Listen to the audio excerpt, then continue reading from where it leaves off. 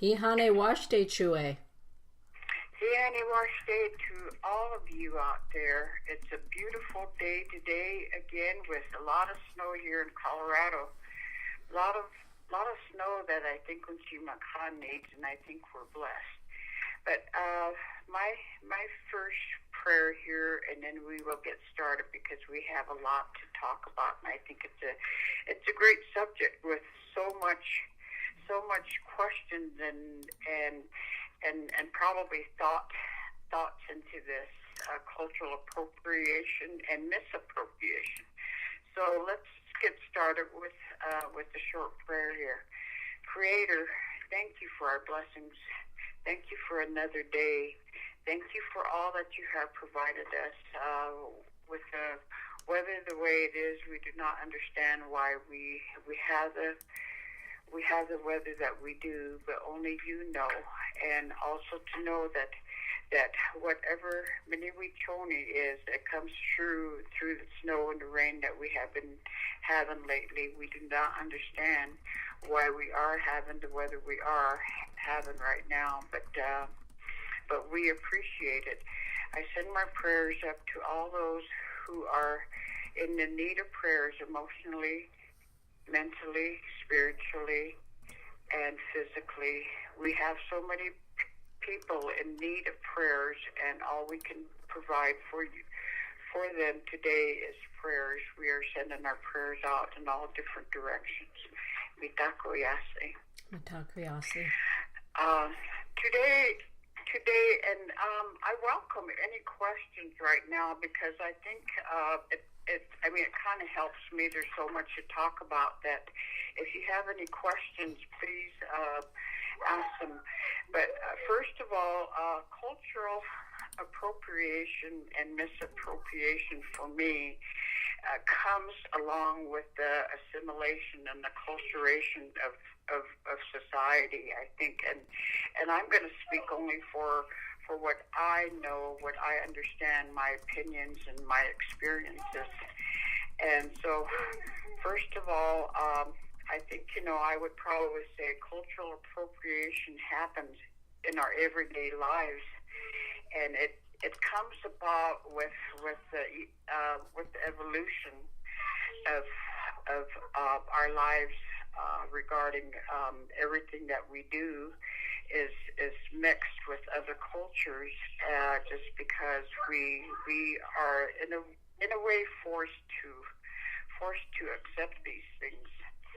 And so the assimilation of cultural appropriation for me happens with my life in regards to the food I eat, the religion, the clothes I wear, for the home that I live in, and everything is basically going along with everything that is happening today. But I think we borrow and we share. We share our being inspired by other cultures is the way we go in today's society. We are inspired by all the new things that come about, and we don't understand in a lot of ways what is the difference between cultural appropriation and cultural inappropriation. We don't really define that well because I think there's a fine line in some cases regarding religion, maybe sacred objects or language even. And a prime example for us would be the daily life of our lives consist of our clothing, I think, and it's just because for the fact that we like and we are inspired by what's out there, the fashion statement, the trend, and everything else. But in regards to what I would probably say is sometimes we don't understand we don't understand what defined lines are. I would probably say defined lines in regards to understanding why we do the things we do, and we just go along with the Joneses. I would say, but anyway. Cultural appropriation is unknown to many of us, and sharing and taking there's a big difference in that. The sharing part of it is we share everything that is around us: the foods, the clothing, the things that are upon society, in the fact that it makes us survive. And a lot of times we don't understand when we take something that is not ours, and how we could understand taking something and respecting and honoring something that does not belong to us. And mainly I will go ahead and speak about our native ways. And one of the things is, I think I addressed that in the last show, is the headdresses, the beadwork, the regalia, the designs on some of the beadwork. But basically, I would probably say sometimes it's not okay to copy. It's not okay to copy, and I think the fashion industry does a lot. The other day, we were putting out freight, and there were some beautiful swim trunks for men, and they had the most beautiful Indian designs on it. But we don't protect ourselves. Native Americans really don't protect ourselves in regards to copyright infringement. We don't know. We don't understand that, and I think we just really don't think about the ways that we can probably stand together and probably get acknowledgement in regards to what's happening with the designs, because sometimes as an older generation we know that some of the designs are symbols, sacred symbols. Mm-hmm. And so one of the things that I look at is we don't understand some of those things. Oh, this is beautiful, this is what I want, or whatever, without really understanding. And I think society has gotten to the point where they don't really ask Native Americans. And I can probably say, for example, Turkish Jewelry, there was a fashion not so many years back in regards to the cowboys and Indians trend there, where everybody was wearing beadwork and fringes, buckskin, and everything else along with Turkish jewelry. Well, when you really think about Turkish jewelry, people don't know the history, how it came about, and it was basically stone. I mean, the stones and crystals are found all throughout the world, but somehow it came about with the way I understand it. When I was living in the Southwest, asking questions about how the jewelry came about, the silversmith, and apparently it was with the Spaniards. But yet, at the same time, the Navajos took the jewelry, the silversmithing that they learned from the Spaniards, and incorporated it with a turquoise stone, and the stone was basically the tears of Mother Earth. That was the way I was told, by an elder Navajo, is so they use the tears of Unchimaka through the stones to make these jewelry, and the symbols that they use in regards to the squash blossoms or some of the work was basically the way I do it, with prayers. The designs, the fashion of it, pretty much was done with prayers and symbolism of why they were making this jewelry. Wow. But that was one of the examples that I wanted to go ahead and say, but I'm going to use my beadwork as an example in regards to what I know. You know, of course, beads were pretty much brought by the Europeans, and I know beads were used throughout the world in different fashions. But if we think about it, the beads, some of the beads that we use are stones, different meanings. You know, like some of the crystals, some of the stones that are used now have healing powers. Some of them are for strength, for health, whatever, you know. So I know that when I use my beads, as my dad explained to me, and he says, always go with prayers because these are gifts also. So my beadwork, pretty much, when I use the beads, I look and I see the colors, and I put myself into the mind frame of saying, okay, these colors are significant to me. These are the reasons why I use these colors and these beads. But one of the things he had said was, he said, always use with prayers, because they are gifts too, man-made or not. You know, he said they are gifts, and he said your mind, your heart is going to come into how you make them. So when people start buying beadwork or they copy your designs, you know, they don't ask you.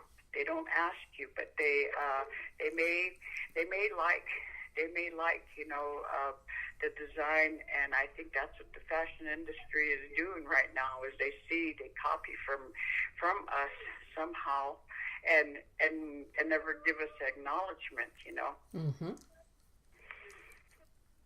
Right.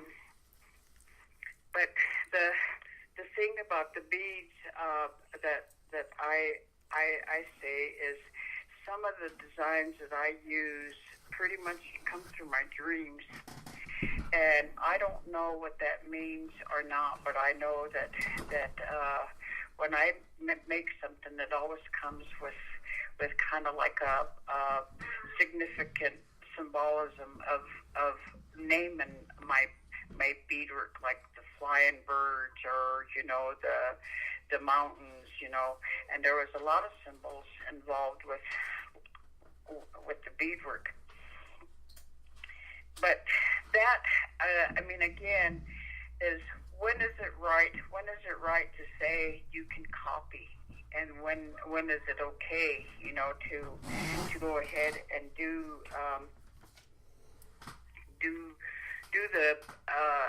the copying of somebody else's work? That is not okay, and that is cultural misappropriation without us knowing about it. Mm-hmm.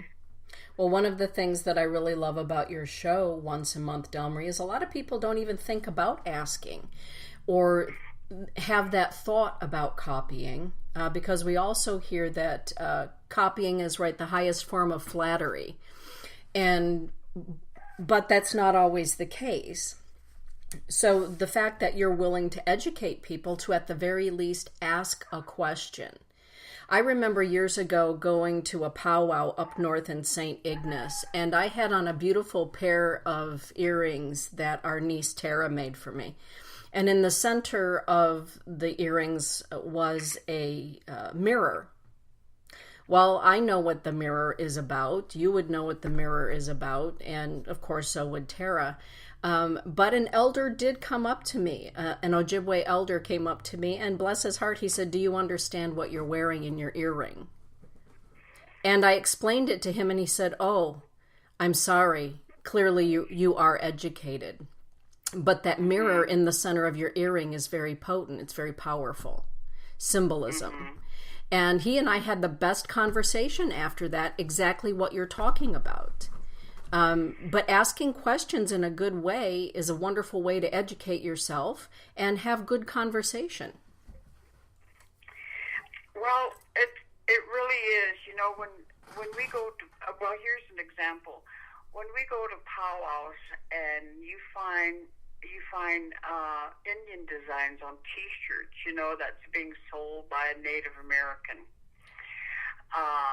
and and they're selling their T-shirts. We do not know where that design came from, how it came about, and if there's a meaning behind it.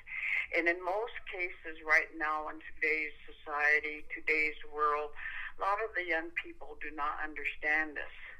Right. They do not understand the fact that, what I have here to sell to you may go with prayers or not, or is it just a money-making thing? You know, they don't even understand that. Right. The characters on Native American people, the little cartoon characters, when somebody makes that, do they honor us, or are they mocking us? Are they making fun of us? We don't understand those things, and there's just a big controversy in regards to some of the sports what would you call them, the mascots. Yeah, the mascots. For them, they perceive it as they're honoring us. Well, we're not cartoon characters. We are people. So some of our own younger generation don't even know that, and we see so many beautiful beadwork out there that are put into regalia, and I can really tell when I go to a powwow what is commercialized and what is traditional, and what it means to a person, and the whole part of it is, I go look around, and sometimes, like you say, you ask questions. How did your design come about? Does it have a meaning? Because in the past, it comes with some of the names that we were given, the symbology of our Indian names given. Right. Yes. So the designs come out in those. But so I look around and I can see, and I mean, I guess the thing about it is, yes, we're inspired, we're in awe of all the beautiful beadwork and everything, but we also have to, I guess there's a fine line in regards to understand and the significance of the designs, and is this part of that culture, and I can see the different designs that come out, knowing that, this belongs to this tribe, this belongs to the Osage, this design belongs to the Crows, or this is a Woodland Indians design, so us older people understand that, in regards to making the regalia, the beaded designs that are in there. We kind of tell, or we let people know where we're from as well when we put these designs into our beadwork. Absolutely. I was at the Winona Great Dakota Gathering a few years back, and I was carrying the shawl that you made for me. I was speaking earlier in the morning, and I wore it, the chieftain shawl, and wearing the moccasins that you created for me. And I was going around to the vendors, and one of the ladies, Sonia Weston's cousin, our cousin, stopped me, and she said, "Who made that for you? That looks like Lakota." And I said, well, as a matter of fact, my sister Del Marie Dullknife Bradfield, she said, "Oh my goodness, I know her. I knew that beadwork." Just exactly what you're saying. Way over in Minnesota, she recognized the pattern, and she recognized the feeling. Well, it really is that way in a territory where we do beadwork. I mean, I can go into Prairie Edge and look at Leonard Goodbear's work, and I just know that's his work. Yes. And I know I can probably say my cousin's work, the DeBray girls, Right. But we don't know. I mean, like I say, if you want to know the significance and the sacredness of objects, it's very well to go ahead and ask questions, and you're probably not going to be offended, but at least you get an answer. You right. won't offend, but you will get an answer. But I think one of the things that I really want to question everybody is to know, or to say this is, do we understand the cultural significance of anything that we do in our lives? When we eat spaghetti, is it just, okay, this is just a usual thing, or is it a sacred meal that you're having on a Sunday, or something that's significant, or the clothing that you wear, on everyday occasion, compared to when you're going to a celebration, you wear your ribbon skirt or you wear your best. Does that mean something to you? Those are just some of the questions that we have to ask ourselves. Mm-hmm. Do you want it to be known that you want to be included? Do you want to experience it, or how does it feel to go ahead and wear a moccasin, or to put a shawl, or to wear a ribbon skirt? I mean, you have to ask those questions. What does it mean to you? Exactly. What does it mean to you to wear prayer beads? Because I have some beautiful little bracelets that were given to me that have little green beads or blue beads and stuff, and they're supposed to mean something. I don't get those out very often to put on, But those are just some of the things that we have to ask ourselves: is why are we doing this? Why do we go ahead and buy a beadwork? I mean, what is it going to mean to you? What is it going to mean when you buy these beaded earrings from Del Marie? Mm-hmm. Well, and one of the things, Del, that as long as you're talking about beadwork today and sacred objects, one of the things that has been lost in time for many people, not all people, is that sometimes the designs that are beaded into a piece, and sometimes what's a silversmith creates in a piece, maybe it's a raven or it's a buffalo, or it can be a variety of things. Those also have an energetic significance, a spiritual significance that you are then wearing on your body. Exactly. I just thought about the little cocopelli that everybody, you see in souvenir stores, Uh-huh. But the whole part of it, yes, it has a significant symbolism of abundance, or I think the women really had that around because they wanted to have I don't know the word right now, but it was fertility. Kind of like fertility. Yeah. And so when we see that, I know that, because like I said, living in the Southwest, I've been around that, and I go into the pueblos. I have a lot, so I see that around me, and they explain to me a lot of their ways, and so out of respect, I never used to buy Turkish jewelry while I was down there. I was given gifts. Mm-hmm. And they would explain to me why they gave me the gift, And so those are just the ways that I know that I could understand, is knowing that somebody that is very traditional, that gives you a gift, will tell you why they give you the gift, like the star quilt. Yes. What it means to us, why you just don't have a star quilt, but it's meaningful because it goes with prayers, and also the significance of knowing that your ancestors will always be with you when you cover yourself up with that star quilt. Yes. You have the star people with you. And you also know that because that gift, it gives you warmth. Mm-hmm. It's a meaningful gift. I want to share a nice compliment. Good morning, Cousin Corey. Janice Francisco's in the chat room as well with my cousin Corey. And Del, she's paying you a lovely compliment I'd like to share. Janice is saying respect, integrity, and intention are woven into your beautiful beadwork, and it is felt. Oh, thank you. Thank you, Janice. Mm-hmm.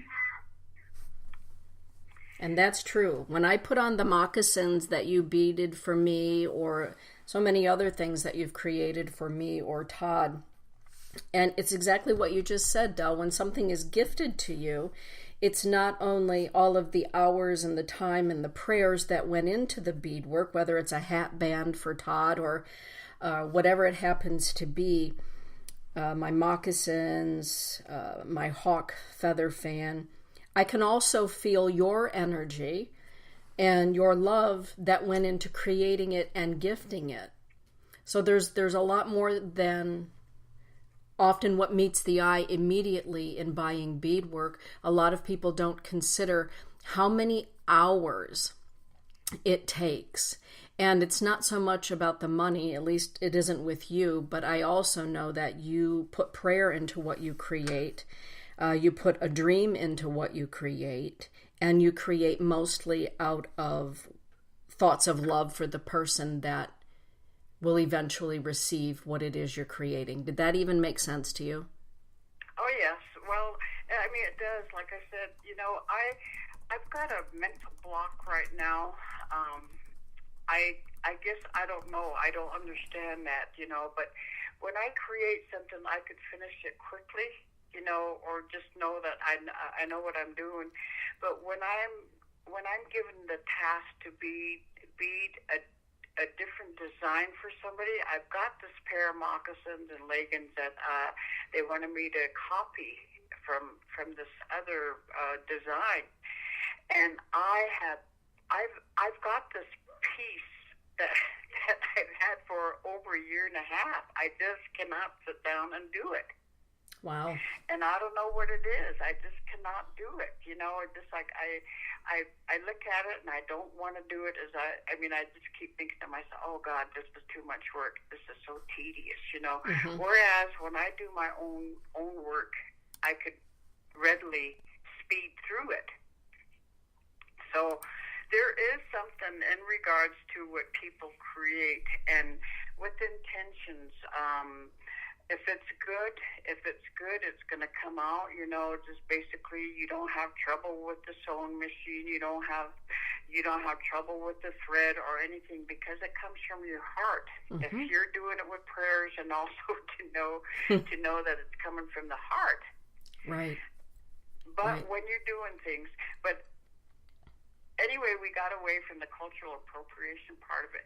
One of the things that I was going back to wearing anything outside your own culture, is it a racial privilege is what I want people to ask themselves, because I have to ask myself that question, is the whole appropriation of knowing that I am going to go ahead and know if I'm going to go ahead and want to put dreadlocks on. Why am I doing it? What does it tell the other person that's going to meet me instead of just saying it's a fashion? Right.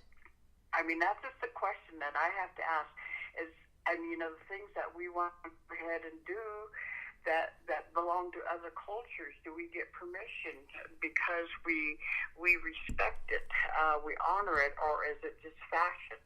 Those are just pretty much the boundaries of, that's a fine line, I think, just basically what we know and what we don't know, and when it comes to borrowing or sharing other people's cultural items.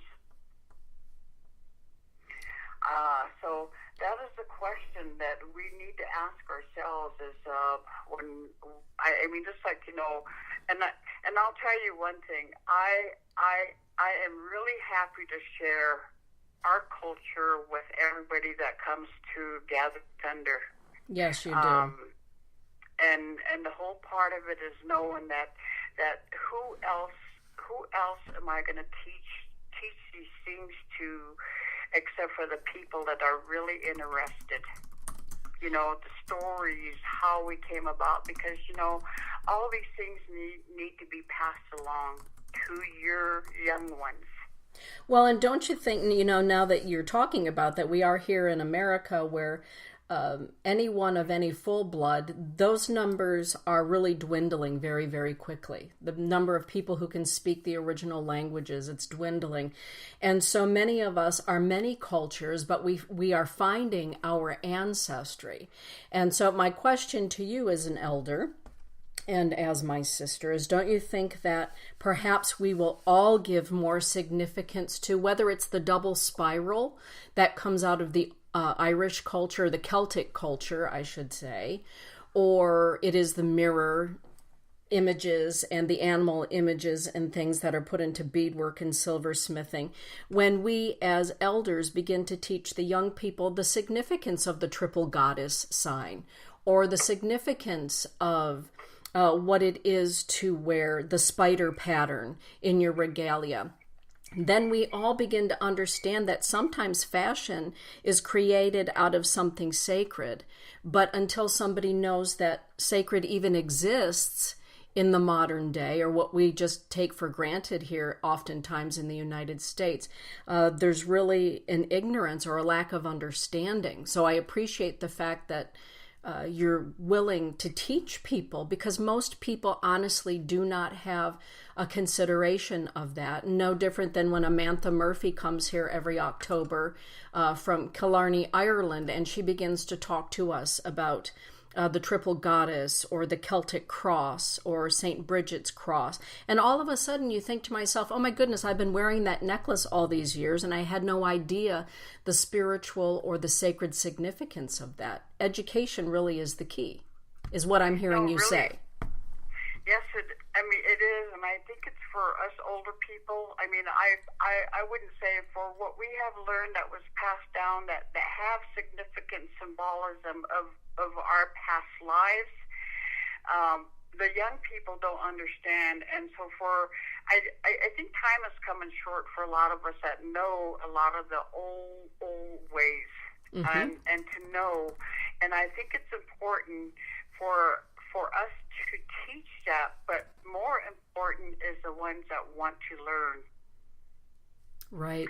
They come about to these little gatherings or to ask questions or to be self-developed and reading about it, or being around people that know about it and to really get the full understanding.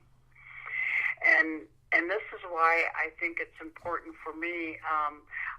I feel bad a lot of times to know that I don't say a lot of these things to the younger generation up in South Dakota, where our young people are losing a lot, But it also takes their effort to go ahead and learn. We can't drag them. We can't drag them into these classrooms or these circles to say that they need to learn and understand these. I have a hard time with my own kids too, because I said I will not shove anything down their throats. In due time, when they understand the honor, the sacredness of life, then will they start asking questions, and then it's too late at that time. So for me to go ahead and educate my life, my experiences, and my opinions to people that want to learn, at least I planted the seed for them to go ahead and teach their families, your young ones, or maybe if they are teachers, they can go ahead and teach them to the young ones in their classrooms. I think it's beautiful. Our good friend Linda Griezak down there in Sanibel Island.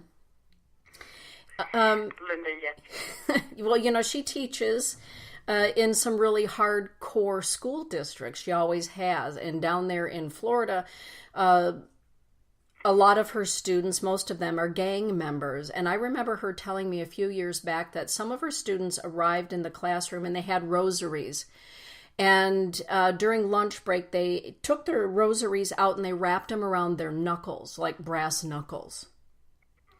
And she brought them back into the classroom and she asked one of the young guys to hand over his rosary, and she held it up and she said, "Do any of you young men really understand what this is that you're wrapping around your knuckles to use as a weapon against someone else. And they all just kind of shrugged their shoulders like, no, no clue. So she, having been a teacher for many years here at Marywood Academy in Grand Rapids, the Dominican Center, she sat and she told them about the origin of the rosary and what the rosary is really used for. And she said a couple of them had to forcefully blink the tears out of their eyes or make them go away so they wouldn't be seen as weak.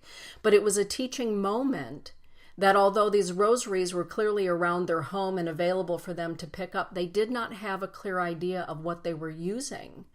And she said after that day, there were no more rosaries brought into the classroom for that purpose. Wow. Yeah, it's just planting that seed. I mean, I'm just sitting here thinking about the body art right now in regards to all the tattoos that everybody's getting right now, the younger people, you know. The Polynesians, islanders, you know, had meanings to these tattoos. And I went to a class one time because while it was one of the sex, drugs, and rock and roll, and why people were doing all the tattoo and the implants and all that, you know, the piercings and everything. And it was amazing that the classroom did not even know. I mean, even the scarifications, you know, that people did, you know, there was just so much of cultural inappropriation that is happening, and this is why I think, you know, they don't teach it in the classrooms. They don't teach it until somebody wants to go ahead and take that time to teach them. Exactly. So anyway, there is so much in regards to we can talk about it. Even the language, you know. I mean, it just irks me to know that women still say aho, you know, and for the ones that really don't know it, I mean, even me as a Native American, I don't use that word because it's not mine. Right. And most people don't know, have no clue what you're talking about. They're taught that if you end a sentence, you say aho, period. Yeah, or like kihani washte. Is that just because you're saying good morning, or are you really saying it because it's coming from your heart? Because you, as a speaker, and of a language, knows the significance of it. It's revered. It comes from the heart when you greet somebody. Exactly. You know? Yeah. And so when you say hihani washte, you know, when I heard you say that this morning, God, that was really a good feeling because you're telling me good morning in my language, you know. But people just throw that out there like nothing, you know. Right. Well, for those that are listening, Del, if I could just, before you wrap up, let everybody know that here at the School of Sacred Studies, you will be here. It's going to be my sister weekend. Del Marie will be here. My sister Barbara Dollknife will be here, and our sister Cheryl Noisy Hawk will be here. And on Thursday evening at 7 o'clock, we're doing the monthly women's gathering, but we're switching it up a little bit to do an evening of sharing and storytelling, all to benefit Gather Our Children Home. They're on the Pine Ridge Indian Reservation. So that's Thursday evening from 7 until 9 or so. And then on Friday begins Del Marie's weekend at the School of Sacred Studies, Sacred Circle. It's going to be an amazing weekend, and I can hardly wait for them all to get here. I'm excited because I think, you know, the whole part of it, my passing this information, what we're going to do here is significant because it sure has helped me. It's a tool that somebody can pick up in regards to knowing what living a sacred life is, or walking a red road, you know, and each part of life, you know, the infant, the adolescent, the adulthood, and the elderhood part of it, you know, and how we function, or how it should have been, or how it was in the past. But I think with that, we're over time, and we have so much yet to talk about cultural appropriation and cultural misappropriation. So maybe we will continue that next month. Perfect. we can discuss that. Along with everything else that comes about, But I really do want people to ask questions because I think that's the only way that I will be able to go ahead and give you my perception, my opinion, my experience of it. Absolutely. So with that, you all have a good day, and I'm so excited about coming up to Michigan, and I hope some of the listeners are there for the group. They will be. Okay. All right. Have a good day. Doksha ake. Doksha ake. Okay. All righty. Bye, Bye-bye. Joy.